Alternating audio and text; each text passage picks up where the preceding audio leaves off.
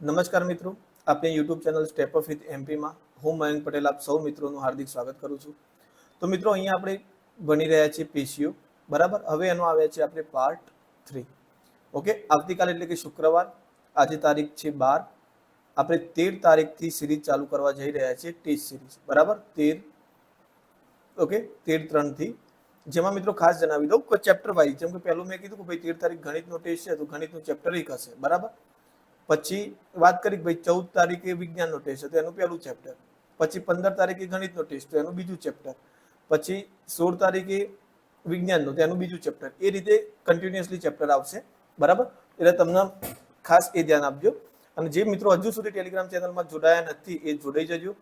ત્યાં આગળ તમે લેટ જોડાશો તો પણ ટેસ્ટ આપણા તમને ત્યાં અવેલેબલ જ મળશે, એટલે તમે ત્યાં જોઈન થઈ જજો. અને જેવા આપણા 100+ મેમ્બર થઈ જશે એટલે આપણે મેથ્સના અનુલક્ષીને તૈયારી ચાલુ કરી દઈશું એની અંદર, બરાબર. ઓકે, તો ચલો હવે વધારે ટાઈમ બગાડ્યા વગર આગળ ચાલુ કરીએ. ઓકે, આજનો પ્રશ્ન છે કે પર્ણમાં આવેલ હરિત કણોતક એ કઈ પેશીનું રૂપાંતરિત સ્વરૂપ છે? તો મિત્રો આપણને ખબર જ છે કે હરિત કણોતક ખરું ને, એનો સીધો સંબંધ શું છે? ખોરાક બનાવવા સાથેનો. અને ખોરાક સંગ્રહ કરવાનું કામ કોનું છે? મૃદુતકનું. તો અહીંયા આપણો જવાબ થઈ જશે કે મૃદુતક પેશીનો, બરાબર, રૂપાંતરિત સ્વરૂપ છે. ચલો આગળ. જલવાહક પેશી કેટલા પ્રકારના એકમો મળી આવે છે? તો મિત્રો યાદ રાખજો, જલવાહક પેશીમાં 4 પ્રકારના એકમો મળી આવે છે. કયા કયા? તો એક જલ વાહિની, બીજું છે જલ વાહિનીકી, બરાબર. આ એક રીતે નસો જ છે જે આગળ જતા જતા વિભાજિત થતી હોય છે, બરાબર. ત્યાર પછી છે જલવાહક મૃદુતક અને જલવાહક તંતુ, બરાબર. તો આ 4 ભાગની અંદર જલવાહક પેશીના એકમો, આ 4 એકમો છે, બરાબર. આગળ વધીએ. શા માટે વર્ધનશીલ કોષો રસધાની ધરાવતા નથી? કારણ તેઓ મૃત છે? ના, તેઓ મૃત નથી. કોષ દિવાલ જાડી છે? ના. પાણીનું વહન કરે છે? ના. મેન કારણ છે તેઓ ખૂબ જ સક્રિય છે. કેમ?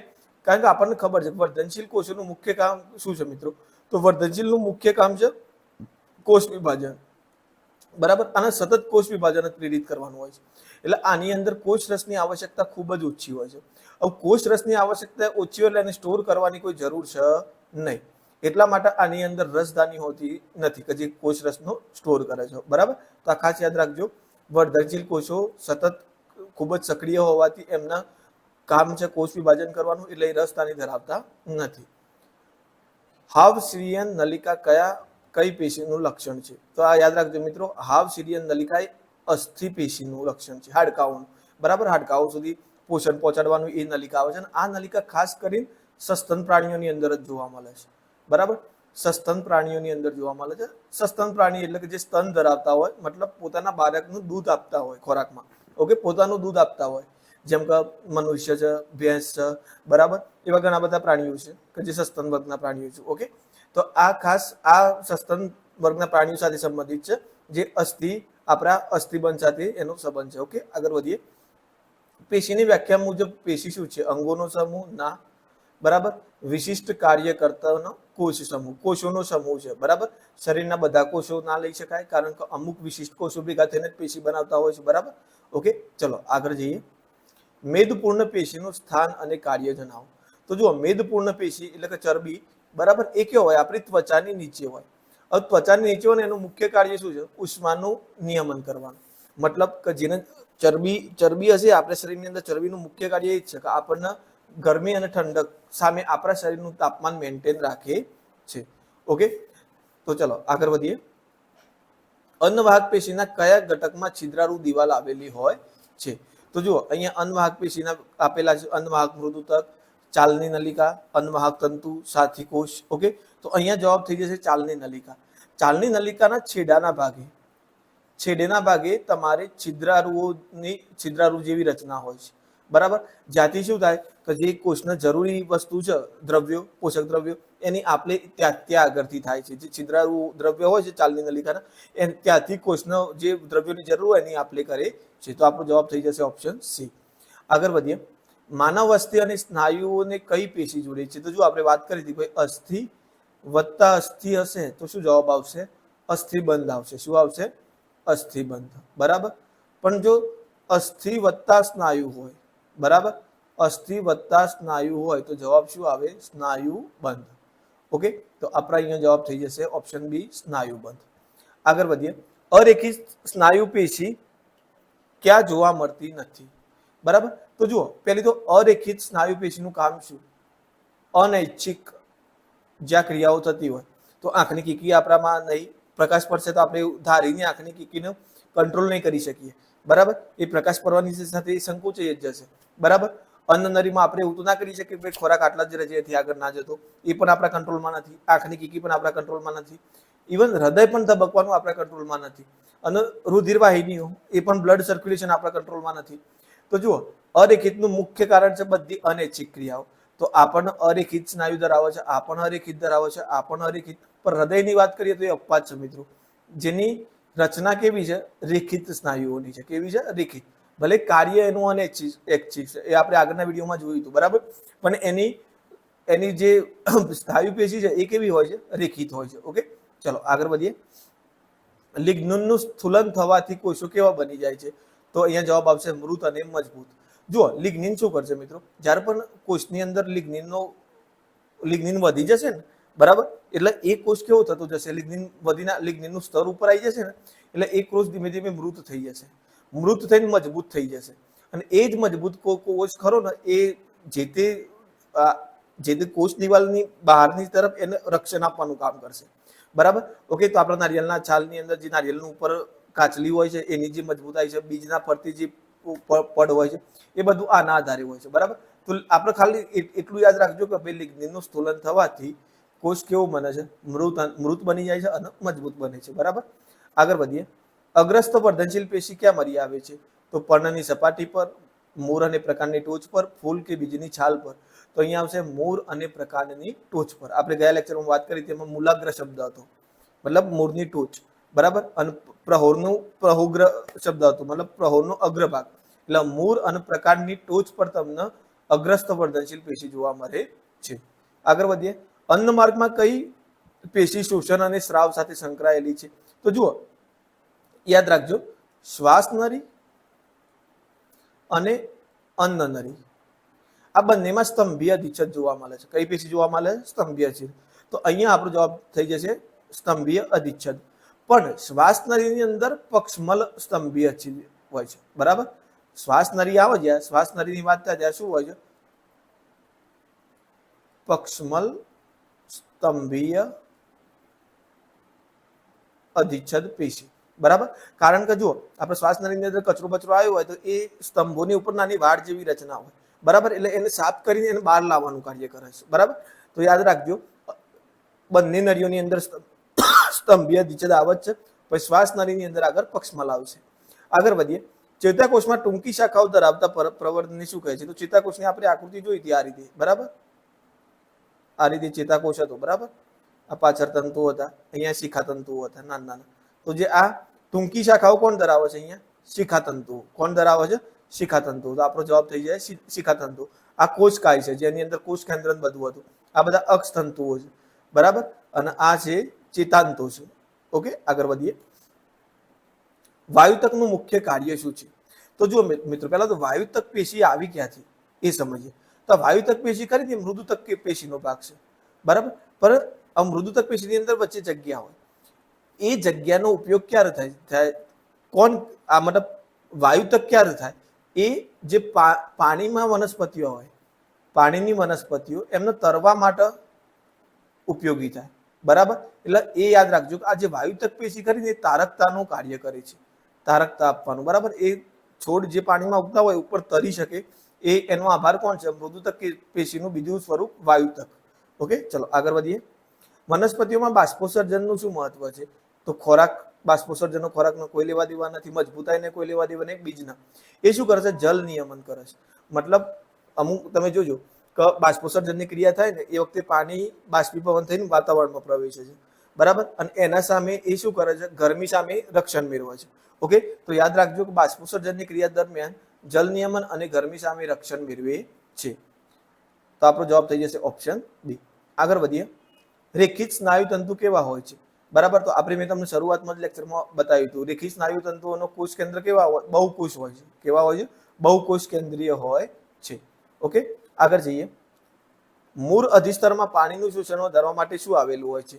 તો હમણાં જ વાત થઈ કે મૂળ અધિસ્તરમાં નાના નાના વાળ જેવી રચના આવેલી હોય, બરાબર. તો વાળ જેવા લાંબા પ્રવર્ધો આવશે અહીંયા, બરાબર.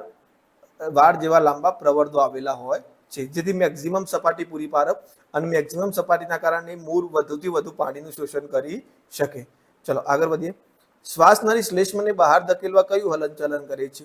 તો આ જો મેં હાલ જ તમને વાત કરી કે શ્વાસનળીની અંદર કોઈ કચરો ભરાઈ ગયો, શ્લેષ્મ કે આપણે કફ કાઢીએ છીએ કે શ્લેષ્મ કાઢીએ છીએ, એ બહાર કાઢવા માટે કોણ મદદ કરે છે? તો અહીંયા સ્તંભીય અધિચ્છદ પેશી આવેલી હોય છે, બરાબર. અને અહીંયા બંને નળીઓની અંદર, શ્વાસનળી અને અન્નનળીની અંદર, પણ જે શ્વાસનળીમાં કઈ હોય છે? પક્ષમલ હોય છે, બરાબર. નાના નાના આગળ પક્ષ એટલે પેલા શું કે પ્રવર્ધો જેવી નાની નાની રચના હોય, એ એને શું કરે છે? બહારની તરફ ધકેલવા માટે મદદ કરે છે. તો અહીંયા જવાબ શું થઈ જાય છે? પક્ષમલ હલનચલન. આગળ વધીએ. પ્રકાશ સંશ્લેષણ માટે કયો વાયુ આવશ્યક છે? તો પ્રકાશ સંશ્લેષણ વનસ્પતિની અંદર થાય છે અને વનસ્પતિને કોની આવશ્યકતા હોય છે? કાર્બન ડાયોક્સાઇડની, બરાબર. જુઓ, કોઈ પણ વસ્તુ છે તો કાર્બન ડાયોક્સાઇડ એક ચોક્યોથી મેળવશે વાતાવરણ. આપણે નહીં બધા જનરલી કહેતા ભાઈ વનસ્પતિ શ્વાસમાં કાર્બન ડાયોક્સાઇડ લે, પણ રાત્રિના સમયે કાર્બન ડાયોક્સાઇડ લેતું નથી. કેમ રાત્રિના સમય નથી લેતું? કારણ કે એ પોતાનો ખોરાક સૂર્યપ્રકાશની હાજરીમાં જ બનાવશે. હવે પ્રકાશ સંશ્લેષણની ક્રિયા માટે કાર્બન ડાયોક્સાઇડની જરૂર છે. રાત્રે તો કોઈ સૂર્યપ્રકાશ છે નહીં, એટલે રાત્રે એ કાર્બન ડાયોક્સાઇડ જે દિવસ દરમિયાન લીધેલો છે વધારાનો કાર્બન ડાયોક્સાઇડ છે, એ બધું બહાર કાઢશે. એટલે આપણે તમે સાંભળ્યું છે કે આપણા વડીલો કહેતા હશે કે ભાઈ રાત્રે ઝાડ નીચે ના ઊંઘાય. તો મેન એનું કારણ છે કે રાત્રે કાર્બન ડાયોક્સાઇડનું પ્રમાણ કોઈ પણ ઝાડની નીચે વધારે હોય. ઓકે, તો યાદ રાખજો, પ્રકાશ સંશ્લેષણ માટે કયો વાયુ આવશ્યક છે? તો કાર્બન ડાયોક્સાઇડ. આગળ વધીએ. રુધિરનો લાલ રંગ કયા ઘટકને જવાબદાર છે? તો એની અંદર રહેલા જે કોષો છે એમાં લાલ રુધિર કોષોના કારણે આપણું રુધિર બ્લડ લાલ રંગનું હોય છે. ઓકે, ચલો આગળ વધીએ. સક્રિય વિભાજન પામતા કોષોમાં કઈ અંગિકાઓ મોટી હોય છે? ઓકે, તો જો જેમાં સક્રિય વિભાજન હોય, જુઓ સક્રિય વિભાજન હોય કે ઉર્જાની વધારે જરૂર પડે, ઉર્જાની વધારે જરૂર પડે એટલે કોઈ શક્તિગર જ યાદ આવે કે ત્યાંથી શક્તિ મળવાની છે. શક્તિગર શું છે? આપણું કનાભ સૂત્ર. ઓકે, તો અહીંયા આપણો જવાબ થઈ જશે કનાભ સૂત્ર. આ અંગિકા મોટી સંખ્યામાં હોય તો જ સક્રિય વિભાજન થઈ શકે. વિભાજન માટે ઉર્જાની જરૂર પડે, એ ઉર્જા તમને કનાભ સૂત્ર તરફથી મળે છે. ઓકે, આગળ વધીએ. મરુ નિવાસી, મરુ એટલે કે રણ, રણ નિવાસી વનસ્પતિના અધિસ્તર પર કયા જલ અવરોધનું પદાર્થનું લેપન હોય છે? તો આવશે સુબેરી. હવે જો કોઈ પણ પર્ણ હોય તો તમે જોજો, તો તમને જેટલી વનની વનસ્પતિઓ હશે ને એના પર્ણ ઉપર ચીકાશ થોડી ચીકાશ જોવા મળશે, બરાબર. જેમ કે આપણે કહી શકીએ કે પેલા શું કહેવાય, થુવેર છે. ઓકે, એ ટાઈપની જે વનસ્પતિ એમના પર થોડી ચીકાશ જોવા મળશે. તો એ સુબેરીનનું ઉપર અધિસ્તર બનેલું હોય છે, બરાબર. એ સુબેરીન શું કરશે? વધારે પડતું પાણી અંદરથી બહાર વાતાવરણમાં જવા દેશે નહીં. ઓકે, એટલા માટે યાદ રાખજો કે મરુ નિવાસી વનસ્પતિમાં અધિસ્તર પર કયા જલ અવરોધક એટલે પાણીનો અવરોધ કરશે, પાણી બહાર નહીં જવા દે પદાર્થનું લેપન હોય છે. તો શું આવશે? સુબેરીન. ઓકે, ચલો આગળ વધીએ. શ્વાસક્રિયા કઈ અંગિકા માટે અગત્યની છે? તો હાલ જ વાત કરી મેં કે આપણે જ્યારે કોષનું વિભાજન થાય એટલે શક્તિની જરૂર પડે. શક્તિ આપણને શક્તિગરમાંથી મળે, ઉર્જાની જરૂર પડે, એ શક્તિગર કનાભ સૂત્રમાંથી મળે, અને એ કનાભ સૂત્રને કાર્ય કરવા માટે ઓક્સિજનની જરૂર છે. એટલે શ્વાસન ક્રિયા થશે તો જ ઓક્સિજન આવશે. એટલે શ્વાસ ક્રિયા કોના માટે જરૂરી છે? કનાભ સૂત્ર. મેન કોષમાં કનાભ સૂત્ર જ મતલબ પેલું શક્તિગર છે, એટલે એ જ બધું કામ કરશે. ઓકે, એટલે એને કામ કરવા માટે ઓક્સિજનની જરૂર પડશે. એટલા માટે શ્વાસ ક્રિયાનો સીધો સંબંધ કોના સાથે છે? કનાભ સૂત્ર સાથે. આગળ વધીએ. રુધિર રસમાં કયા પદાર્થો જોવા મળે છે? તો રુધિર રસમાં પ્રોટીન પણ હોય, ક્ષાર પણ હોય અને અંતઃસ્રાવો પણ હોય છે. એટલે આપણો જવાબ થઈ જશે આપેલ તમામ. આગળ વધીએ. કઈ પેશીના કોષોમાં કોષરસ ઓછો અને રસધાની હોતી નથી? તો હાલ જ વાત કરીએ આપણી શરૂઆતમાં વર્ધનશીલ પેશીમાં. વર્ધનશીલ પેશીમાં કેમ કોષરસ રસધાની હોતી નથી? કારણ કે ક્રિયાશીલ હોય છે, ખૂબ જ ક્રિયાશીલ હોય છે, બરાબર. એમને સતત ક્રિયા કરીને કોષનું વિભાજન કરવાનું હોય છે, બરાબર. કોષ વિભાજન માટે એમના કોષ રસનો સંગ્રહ કરવાની કોઈ જરૂર હોતી નથી, કારણ કે એ કોષ રસ હોય એ બહુ ઓછી માત્રામાં વપરાઈ જતો હોય છે, બરાબર. એટલે એમને સ્ટોર કરવાની જરૂર હોતી નથી. એટલે કોષ રસ ઓછો હોય અને રસધાની હોતી નથી. તો આપણો જવાબ થઈ જશે વર્ધનશીલ પેશી. ચલો આગળ વધીએ. પ્રકાંડના પરિઘીય વિસ્તારમાં કઈ પેશી જોવા મળે છે? તો પાર્શ્વીય વર્ધનશીલ, બરાબર. કોઈ પણ પ્રકાંડ હોય તો એના જે પરિઘ વિસ્તાર છે, પરિઘ આ વિસ્તારમાં, બરાબર. તો એ કઈ જોવા મળશે આપણને? પાર્શ્વીય વર્ધનશીલ પેશી જોવા મળશે. આગળ વધીએ. લાળ ગ્રંથિની નલિકાનું અસ્તર કઈ પેશીનું બનેલું હોય છે? તો આ ખાસ આઈએમપી છે મિત્રો, યાદ રાખજો. બરાબર, આ ફેક્ચ્યુઅલ ડેટા તરીકે યાદ જ રાખજો, એ ઘનાકાર અધિચ્છદ પેશી, બરાબર, ઓકે, આ ઘનાકાર અધિચ્છદ પેશીનું બનેલું હોય છે, બરાબર.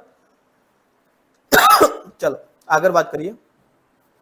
આ લાદીસમ ક્યાં હોય તો ત્વચા ઉપર, સ્તંભાકાર ક્યાં હોય તો અન્નનળી અને શ્વાસનળીની અંદર, ઓકે. આગળ વધીએ. કઈ પેશી અંગોની અંદરની ખાલી જગ્યાને ભરે છે? તો જુઓ, આપણા અંગોની અંદર ખાલી જગ્યા હોય ને એને ભરવાનું કામ આ તંતુ ઘટક પેશી કરે છે. હવે આ તંતુ ઘટક પેશી કેવી રીતે? એ જ્યાં જગ્યાઓ છે ને ત્યાં તંતુઓ ફેલાઈ દેશે. પછી બીજું એનું મુખ્ય કાર્ય શું છે? કોઈ કોષ રિપેર કરવાનો થાય તો એ આ તંતુ ઘટક પેશીઓની મદદથી રિપેર થઈ જશે. એટલે આ અંગોની અંદરની ખાલી જગ્યા ભરવાનું કામ કોણ કરે છે? તંતુ ઘટક પેશી. આગળ વધીએ. ચેતાકોષમાં કોષ કેન્દ્ર અને કોષ રસ ક્યાં આવેલા છે? તો આપણે હાલ જ વાત કરી, ચેતાકોષ આ રીતનો હતો આકાર, બરાબર, ઓકે. આ પાછળ આ રીતે, તો અહીંયા કોષ કેન્દ્ર હતું અને આ આખા ભાગના આપણે શું કહીએ છીએ? કોષકાય કહીએ છીએ. શું કહીએ છીએ? કોષકાય. તો ચેતાકાય, અહીંયા કાય એટલે કાયા, એનું શરીર, એટલે કે ચેતાકાયમાં આવેલું હોય છે, ઓકે. ચલો આગળ વધીએ. કઈ પેશી જલીય વનસ્પતિઓને તરવા માટે ઉત્પ્લાવક બળ આપે છે? તો હાલ જ વાત કરીએ આપણે વાયુતક પેશી, બરાબર, જે મૃદુતક પેશીનો એક ભાગ છે, ઓકે. તો એની અંદર જગ્યા હોય છે અને જલીય વનસ્પતિઓ તરવા માટે ઉત્પ્લાવક બળ પૂરું પાડે છે, જેથી કરીને એ તરી શકે છે. આગળ, કોષોનું વિભેદીકરણ કઈ પેશીના નિર્માણ તરફ દોરી જાય છે? હવે જો, વિભેદીકરણ એટલે વિભાજન. હવે કોષોનું વિભાજન કોણ કરે છે? વર્ધનશીલ પેશી કરે છે. પણ વિભાજન થઈ ગયા પછી એક પેશી કેવી થઈ જાય છે? સ્થાયી થઈ જાય. કેવી થઈ જાય? સ્થાયી. તો આપણો જવાબ થઈ જશે ઓપ્શન બી, ઓકે. આગળ વધીએ. વનસ્પતિનું રક્ષણાત્મક આવરણ એટલે બહારનું આવરણ, એને શું કહેવાય? અધિસ્તર, ઓકે. આગળ વધીએ. કયું પ્રવાહી સંયોજક પેશીનું ઉદાહરણ છે? એટલે સંયોજક એટલે ઘણા બધા કોષોથી બનેલું હોય, તો એ છે આપણું રુધિર, ઓકે. જેમાં આરબીસી હોય છે, ડબ્લ્યુબીસી હોય છે, બરાબર, પ્રોટીન હોય છે, ક્ષાર હોય છે, ઓકે. તો આ બધા ઘણા બધા ઘણા પ્રકારના કોષોથી આ પેશી બનેલી હોય છે, એટલે એને કઈ પેશી કહેવાય છે? સંયોજક પેશી કહેવામાં આવે છે. આગળ વધીએ. શિખાતંતુ અને અક્ષતંતુ કોનો ભાગ છે? તો આપણે હમણાં ચેતાકોષ દોર્યો હતો, તો ચેતાકોષમાં આવતા હતા આગળના ભાગમાં શિખાતંતુ અને પાછળના ભાગમાં અક્ષતંતુ. પર્ણોના વાયુરંધ્રનું કાર્ય શું છે? તો હાલ જ વાત કરી કે વાયુરંધ્રો, જુઓ હું તમને વાયુરંધ્રો થોડું સમજાવું. આ રીતે બે વાલ જેવી રચના હોય વાયુરંધ્રોની. આમાં પાણી ભરાય ને એટલે ફૂલે, બરાબર, ઓકે. આ ફૂલે એટલે અહીંયા વચમાં જગ્યા બને, એટલે બહારથી હવા અંદર પ્રવેશે, બરાબર. હવે જેવું આ હવા પ્રવેશે એટલે આ પાણીનું બાષ્પોત્સર્જન થઈ જશે, પાણી બહાર જતું રહેશે, એટલે ફરીથી આ બંને સંકોચીને આવા થઈ જશે, બરાબર.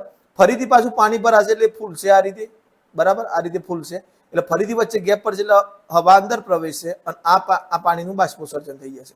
એટલે પાણીનું બાષ્પોત્સર્જન અને વાયુનું વિનિમય, મતલબ વાયુની આપલે, આ કોના આધારે થાય છે? વાયુરંધ્રો, એટલે પર્ણરંધ્ર પણ કહેવાય છે આને, બરાબર, પર્ણરંધ્રો દ્વારા થાય છે. આપણો જવાબ થઈ જશે ઓપ્શન બી. ચલો આગળ વાત કરીએ. મગજ, કરોડરજ્જુ અને ચેતાઓ કઈ પેશીના બનેલા છે? તો જુઓ, મગજ, કરોડરજ્જુ આ બધાનું કામ શું છે? કે આપણા શરીરમાં કોઈ પણ વસ્તુના પ્રતિચાર આપવાનો, વિચારીને આપવું કે વિચાર્યા વગર આપવું, પણ એનો મેસેજ આપણા શરીરમાં કોણ પહોંચાડશે? તો ચેતાકોષ, આખી નર્વસ સિસ્ટમ આવેલી છે. તો અહીંયા આપણો જવાબ થઈ જશે ચેતાપેશી. આગળ વધીએ. અન્નવાહક પેશીનું કયો ઘટક યાંત્રિક મજબૂતાઈ આપે છે? તો જુઓ મિત્રો, આ એકમાત્ર અન્નવાહક તંતુ એકમાત્ર મૃત ઘટક છે, અને મૃત ઘટકનું મુખ્ય કાર્ય શું હોય? એ મજબૂતાઈ આપવાનું જ કાર્ય કરે. તો અહીંયા જવાબ થઈ જશે યાંત્રિક મજબૂતાઈ, ઓકે. તો આપણો જવાબ થઈ જશે ઓપ્શન સી. અરેખિત સ્નાયુઓ બીજા કયા નામે ઓળખવામાં આવે છે? તો એ સરળ સ્નાયુઓ હોય છે. કેવા સ્નાયુઓ હોય છે? સરળ સ્નાયુઓ. જ્યારે રેખિત સ્નાયુઓ કેવા હોય છે મિત્રો? બહુકોષ કેન્દ્રીય હોય છે, બરાબર. અને આ એક કોષ કેન્દ્રીય હોવાના કારણે આ સરળ સ્નાયુ તરીકે ઓળખાય છે. આગળ જોઈએ.